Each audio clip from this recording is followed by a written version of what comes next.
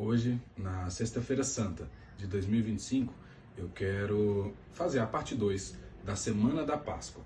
Começando agora pela quarta-feira, que curiosamente a Bíblia não relata o que Jesus fez, o que provavelmente foi ficar com a sua família, com seus amigos, visto que no outro dia ele já seria entregue aos seus adversários para ser morto. Então é muito provável que ele ficou com a sua mãe, com os seus irmãos e amigos mais próximos. Já na quinta-feira, Jesus reúne os seus discípulos e faz aquela marcante e histórica última ceia, onde ele demonstra para todos nós a importância da comunhão. E ele ainda avisa que toda a igreja, todos os cristãos deveriam sempre fazer aquela ceia em memória dele. Depois disso, Jesus lava os pés de cada discípulo, demonstrando ali um sinal de humildade que jamais foi visto nessa terra.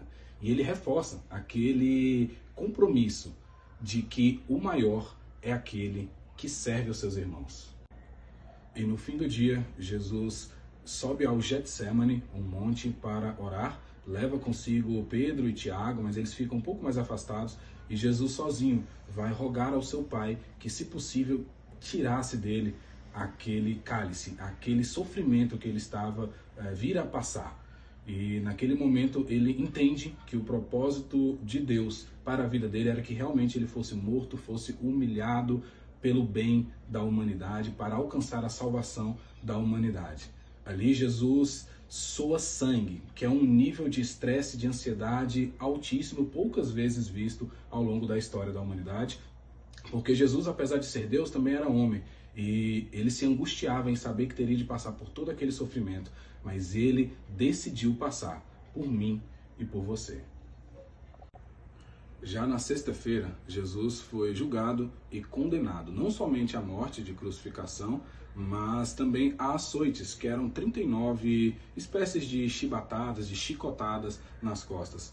É importante informar que ou o condenado, aquele preso, ele recebia os açoites e era livre, ou era condenado à crucificação. Não podia sofrer açoites e ainda assim ser morto na cruz. E fizeram isso para aumentar ainda mais a humilhação pública de Jesus. E essas chicotadas nas costas, esses chicotes eram feitos com pedaços de dentes, de ossos, para que dilacerassem a pele daquelas vítimas a ponto de que até os ossos, os órgãos internos daquela pessoa ficassem vistos, ficassem à mostra. Agora imagine Jesus levar toda essa maldade, passar por tudo isso de forma inocente, ainda assim fazem ele carregar a cruz ao longo daquelas ruas, depois ele é ajudado por José de Arimateia, até que chega o momento da sua crucificação.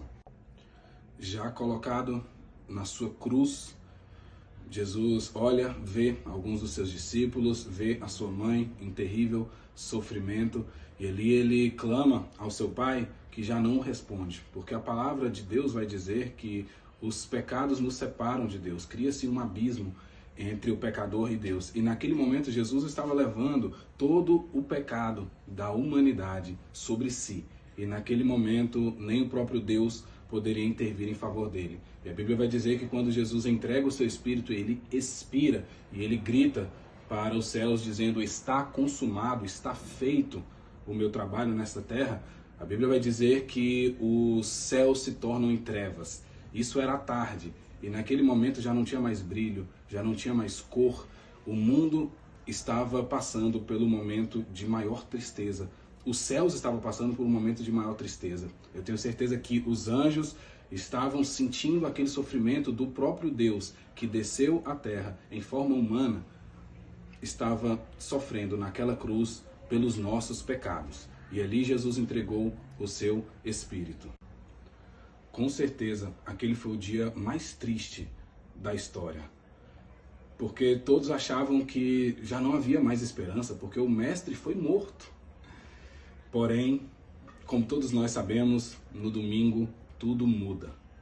Então, se você quer saber detalhes de como será a ressurreição, o domingo da Páscoa, continue nos acompanhando aqui no nosso canal, o iFé Conectados com Deus, para a parte 3 da Semana da Páscoa.